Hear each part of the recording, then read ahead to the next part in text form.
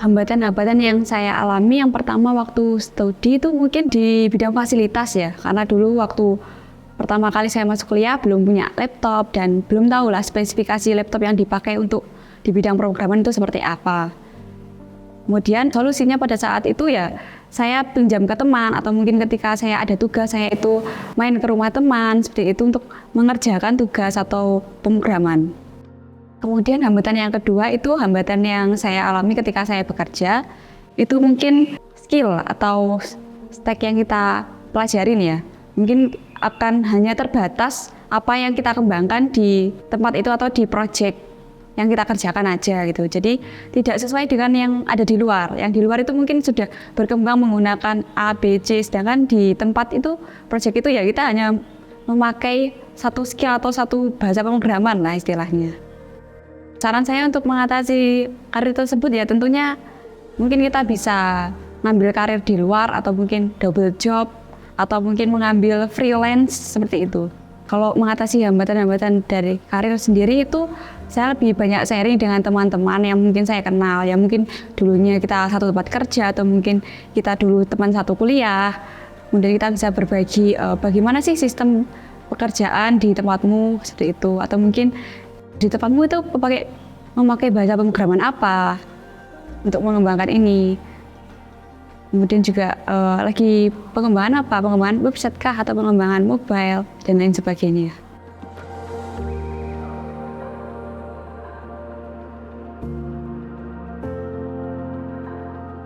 Selama saya studi, mungkin yang menjadi hambatan itu sebetulnya tools ya, atau fasilitas yang akan digunakan untuk pembelajaran. Jadi karena IT itu kita harus banyak mempelajari tools, mempelajari banyak aplikasi. Jadi, nah ini di setiap jurusan mungkin tidak tersedia. Cukup menjadi keterbatasan saya belajar pada saat itu.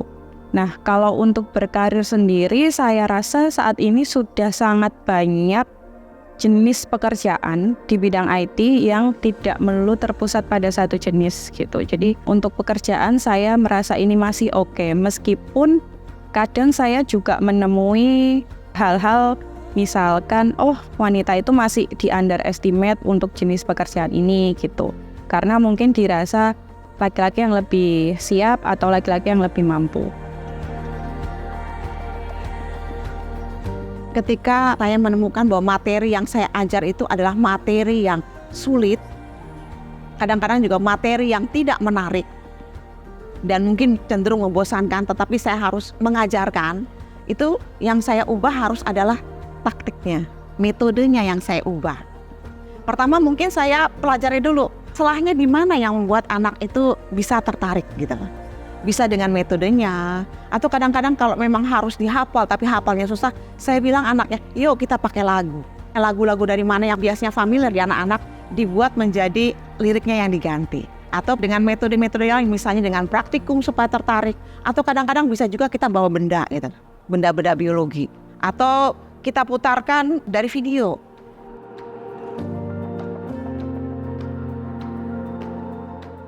Dukungan di industri ini perlu ditingkatkan lagi, terutama dalam hal support bagi kaum putri ya, karena kaum putri ini memiliki saat ini di lingkungan kita di bangsa Indonesia yang masih kaum timur, itu masih memiliki peran ganda.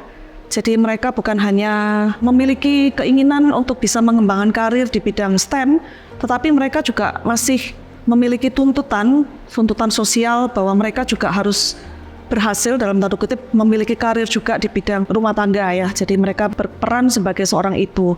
Nah, mungkin perlu dipikirkan lagi oleh industri bagaimana dan juga pemerintah untuk memikirkan hal-hal apa yang bisa mendukung karir dari kaum putri untuk bisa menekuni karir di bidang STEM. Misalnya seperti cuti yang cukup mendukung mereka pada saat mereka menjadi seorang ibu baru melahirkan, atau mungkin juga memikirkan tempat penitipan anak di sekitar lingkungan kerja sehingga bisa memberikan keleluasaan bagi seorang ibu muda yang menekuni karir di bidang STEM, atau juga memikirkan kesetaraan dari masyarakat ya, ataupun tenaga kerja yang memiliki gender pria itu juga harus terus-menerus diedukasi untuk bisa menerima kaum putri yang menekuni karir di bidang STEM.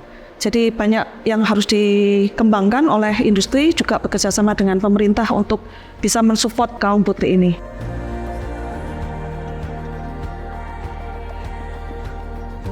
Mungkin saya sharing pengalaman saya pada waktu dulu begitu lulus S2 nyampe ke Indonesia, penerbangan lagi agak lesu.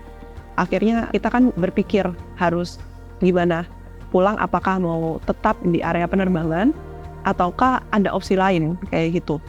Nah, di situ kadang-kadang kita harus mikir apakah saya cocok untuk bekerja di kantor ataukah lebih nyaman untuk berwirausaha.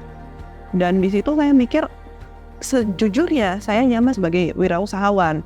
Cuma sebagaimana orang baru lulus wirausahawan itu jadi berpikir bagaimana nanti pendapatan, apakah ini usaha bisa jalan apa enggak, ngerjain apa, mau jual apa, barang apa, kita nggak ngerti. Apakah nanti ada obstacles apa, permasalahan apa, kita nggak ngerti.